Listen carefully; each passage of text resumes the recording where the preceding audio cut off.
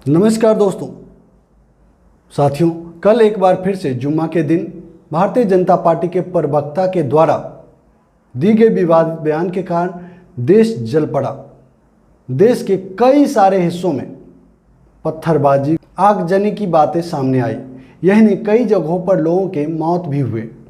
दोस्तों, आपको बिना कोई चाटुकारिता के या फिर पत्तलकारिता के मैं बताना चाहता हूं कि इस कार्रवाई से खास करके मुस्लिम धर्मावलंबियों का केस कमज़ोर हुआ है।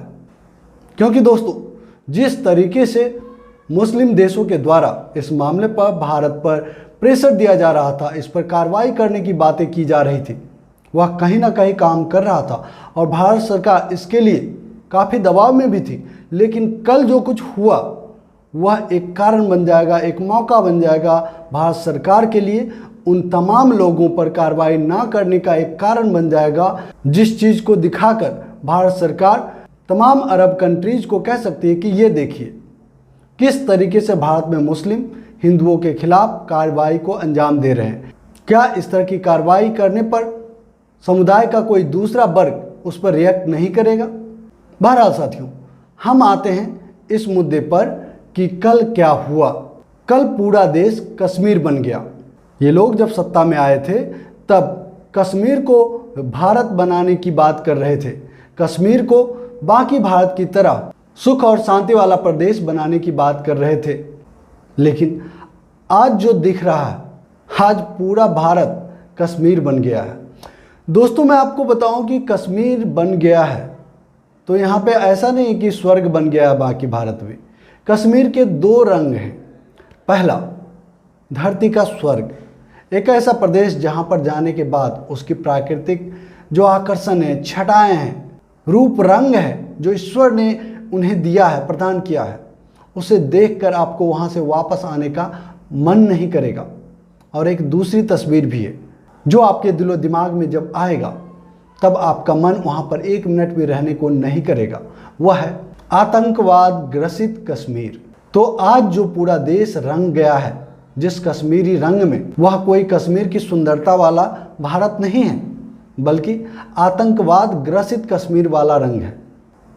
मैं पूछना चाहता हूं कि देश का एक बड़ा समुदाय आपके जिस प्रवक्ता के कारण उनके अंदर असंतोष फैला है, क्या उस प्रवक्ता पर कार्रवाई नहीं की जा सकती है?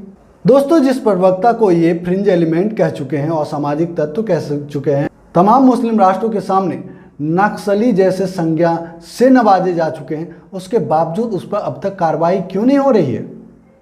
आखिर क्या कार्रवाई हुई, उसका क्या प्रोग्रेस है, क्यों नहीं देश को बताते हैं? आखिर ऐसी क्या मजबूरी है कि उसे गिरफ्तार नहीं किया जा सकता? उस पर ऐसे धाराएं तो लगने ही चाहिए जिसके कारण उसकी तुरंत गिरफ्तारी हो सकती है। और दोस्तों, ऐसा नहीं कि मैं एक तरफा बोल रहा हूँ। अगर नुपुर शर्मा ने कोई ऐसा विवादित बयान दिया, अगर आपको लगता है, अगर सरकार को लगता है, बीजेपी को लगता है कि नुपुर शर्मा ने किसी बहकावे में आकर, उत्तेजना में आकर ये बयान दिया, तो आप उस वीडियो को, पूरा वीडियो को मुस्लिम राष्ट्रों के सामने रखिए। अगर नुपुर शर्मा अपनी जगह पर सही होगी तो वो लोग भी तो इंसान हैं। आप जो पूरा वीडियो भेजेंगे उसकी सत्यता की वो जांच करेंगे और फिर अगर पाएंगे कि ये सत्य है, फिर उस पर जो उसका जो मूल संदेश होगा उसको वो समझेंगे। अगर लगेगा कि नहीं, नुपुर शर्मा ने उस वक्त में, जिस वक्त उनके सामने इस तरह की बातें करी गई थी, उस वक्त नुपुर शर्मा ने ऐसा कहा था जो कि सही है, कोई भी रिएक्ट करेगा, देन आफ्टर वो भी जिस तरह की आज मांग कर रहे हैं नहीं करेंगे। लेकिन अब तक इस तरह का मामला अंतर्राष्ट्रीय समुदाय के सामने, अंतर्राष्ट्रीय लेवल पर नहीं उठाया गया, नहीं देखा गया, नहीं भेजा गया, नहीं बताया गया। तो कहीं ना कहीं नुपुर शर्मा दोषी है, नवीन जिंदल दोषी है। तो दोषी है तो कार्रवाई क्यों नहीं हो रही है? आज जिस कश्मीर को आप स्वर्ग बनाने की बात, बाकी भारत की तरफ बनाने की बात करके आप सत्ता में आए, उस कश्मीर में आज क्या हो रहा है वह किसी से छिपा हुआ नहीं है। आतंकवाद का चेहरा तो हम कई दशकों से देखते आ रहे हैं, उस पर हम आपसे सवाल नहीं करते। लेकिन जिस तरीके से आप कश्मीरी पंडित को वहाँ बसाने की बात कर रहे थे, आज 85% कश्मीरी पंडित, खास करके वो पंडित भी जिन 4000 को मनमोहन सिंह सरकार में बसाया गया था, उनमें से भी 85% कश्मीरी पंडित आज वापस आ चुके हैं। आखिर आपने उन्हें बसाने के लिए, वहाँ की सुख शांति के लिए क्या किया? देश को क्यों नहीं बताते हैं? आपसे वो सब होने को रहा जिसके कारण कश्मीरी पंडित ही क्यों, देश के बाकी लोग भी उस जगह पर जाते, घूमते, टहलते, वापस से कश्मीर को जिस चीज़ के लिए जाना जाता था उस चीज़ के लिए लोग जानते, दुनिया जानती। लेकिन नहीं, आपने उसके हालात बद से बदतर करते चले गए। और आपके उन तमाम कारगुजारियों को छिपाने के लिए गोदी मीडिया तो है ही, आपके पैरोल पे जो पलता है। अजीब विडंबना है दोस्तों, जिस सरकार को हमने बाकी भारत की तरफ बनाने के लिए वोट दिया, सत्ता में लाया इतने बड़े मैंडेट के साथ, आज वह बाकी भारत को कश्मीर के जैसे बुरे हालात में धकेल रहा है। और अमित शाह जी क्या कर रहे हैं? क्या अमित शाह जी के पास देश भर में फैल रहे इस समस्या का समाधान है? अगर नहीं है तो कब इस्तीफा देंगे? क्यों नहीं देते इस्तीफा? ऐसे तो खुद को देश का सबसे बड़ा देशभक्त, राष्ट्रभक्त कहते हैं, ये भी तो राष्ट्रभक्ति ही होगी। अगर आप नकारा हैं, हम नकारा हैं, हमसे अपने स्तर का कार्य नहीं हो रहा है, जिस पद पर हमें जनता ने बिठाया, आपको बिठाया, अगर उस स्तर का कार्य आपसे नहीं हो रहा तो आप इस्तीफा दे दें। यह तो देश के लिए सबसे बड़ी देशभक्ति होगी। आपके पास अगर देश की इस बड़ी समस्या, विकराल समस्या का समाधान नहीं है तो आप इस्तीफा दें। मैं पूछना चाहता हूं कि अगर अगले 48 घंटे में देश की जो वर्तमान स्थिति है इसमें सुधार नहीं आती है तो क्या अमित शाह जी, माननीय गृह मंत्री जी, अपने पद से इस्तीफा देंगे? और दोस्तों, देना चाहिए कि नहीं देना चाहिए? दोस्तों, सच तो ये है, जब तक भारतीय जनता पार्टी, वर्तमान सत्ताधारी पार्टी, चुनाव जीतते जा रहे हैं, इस तरह की किसी कार्रवाई का उम्मीद आप उससे मत ही कीजिए। और दोस्तों, ऐसा भी नहीं है कि ये सिर्फ और सिर्फ गृह मंत्री अमित शाह का ही दोष है, ये पूरे के पूरे भारतीय जनता पार्टी और उनकी मातृ संगठन आरएसएस का भी दोष है।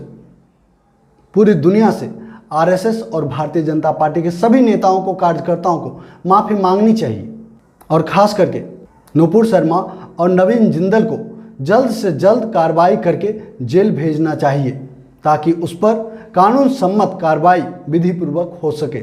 लेकिन जिस तरीके से ये आज हठधर्मिता अपनाए हुए हैं, जिस तरीके से आज अभी तक उन्हें बचाने की तमाम जुगत में लगे हुए हैं, ऐसा लगता है कि कांग्रेस की बात सत्य है। बहुत जल्द नुपुर शर्मा और नवीन जिंदल को ऊंचे पोस्ट के साथ भारतीय जनता पार्टी में वापसी कर पाएंगे। हो सकती है कि उनकी ये बात गलत भी हो, लेकिन हम कैसे मान लें गलत? भारतीय जनता पार्टी का तो यही इतिहास रहा है। आप अक्सर इस तरह के दंगाई लोगों को ऊंचे पोस्ट देते रहे, उनकी प्रतिष्ठा और गौरव में बढ़ावा लगातार देते रहे। आखिर क्या मजबूरी है इस तरह के प्रवक्ताओं, दंगाइयों, जिनके बिगड़े बोल हैं, उन्हें इस तरह से सम्मान देकर, पद प्रतिष्ठा देकर आगे बढ़ाने का क्या मतलब है? देश क्या समझे इसका मतलब? और वीडियो के अंत में जो मुस्लिम लोग इस तरह के देश विरोधी कार्यक्रम में हिस्सा लेते हैं वो थोड़ा गौर से सुने। जी हाँ, ये देश विरोधी ही है। अब वो वक्त चला गया, अब पहले जैसे मार्केट सुनसान नहीं है। छोटे से छोटे मार्केट में सैकड़ों नहीं, हजारों करोड़ की संपत्तियां हैं और इस तरीके से पुरानी व्यवस्था की तरह, पुराने दिनों की तरह अगर मार्केट में पत्थरबाजी, लूट खसोट, आगजनी, इस तरह की घटनाएं होती है तो क्या इससे देश की क्षति नहीं होती है? हाँ, ये भी सत्य है कि कई राज्यों में अलग अलग मुद्दों पर भारतीय जनता पार्टी के नेताओं, कार्यकर्ताओं के द्वारा भी इस तरह के कार्यक्रम, देश विरोधी कार्यक्रम को अंजाम दिया जाता है। लेकिन इसका मतलब ये नहीं हो जाता है कि वो करते हैं तो सही है। और इस मामले में कहीं ना कहीं आपका जो केस था, जो आपके अल्लाह का, उनकी शान में गुस्ताखी की गई थी, जिस तरीके से आपका केस मजबूत था, केंद्र सरकार दबाव में थी, भारतीय जनता पार्टी दबाव में थी, कहीं ना कहीं इस तरह के कार्यक्रम से आपका वो दबाव कमज़ोर हुआ है। और आने वाले दिनों में यही वो कारण होंगे जिसके कारण ये तमाम लोग आज़ादी से आपके आंखों के सामने शान से घूमेंगे। ऐसे वक्त में जब देश का बहुत बड़ा तबका भी आप सबके समर्थन में था। मुझे पता है कि आप जो ये वीडियो देख रहे हैं, सुन रहे हैं, आप सब में बहुत सारे भाई बहन ऐसे होंगे जो इस तरह के किसी भी कार्यकलाप में नहीं होंगे। लेकिन बात 1, 2, 4, 10 की नहीं की जाती। ये घटनाएं हुई है, देश भर में हुई है, कई लोगों की जानें भी गई है, इसलिए इसकी आलोचना होनी ही चाहिए। और आने वाले दिनों में आप देखेंगे नुपुर शर्मा और नवीन जिंदल पर कार्रवाई होगी ना होगी, ये दुनिया देखेगा, हम भी देखेंगे। लेकिन ये भी सत्य है कि जो लोग इस तरह के कार्यकलाप में अपना योगदान दे रहे हैं उन सब पर कार्रवाई उससे पहले होगी। और ऐसे भी बात नहीं है कि आप नहीं जानते हैं इस बात को, आप जानते हैं, लेकिन फिर भी इस तरह के कार्यक्रम का आप हिस्सा हैं तो आप पे लानत है। आपके धार्मिक भावनाओं को ठेस पहुंची है। प्रदर्शन करना आपका हक है, लेकिन इस तरीके का प्रदर्शन जहां पर आपके पत्थर दूसरे की जान ले लें, दूसरे के घरों से लूटपाट करें, दुकानों से लूटपाट कर लें, दूसरे की जान ले लें, अगर आप इसका समर्थन करेंगे तो आपका केस कमज़ोर होगा और आप कमज़ोर होंगे। इस टॉपिक पर इतना ही।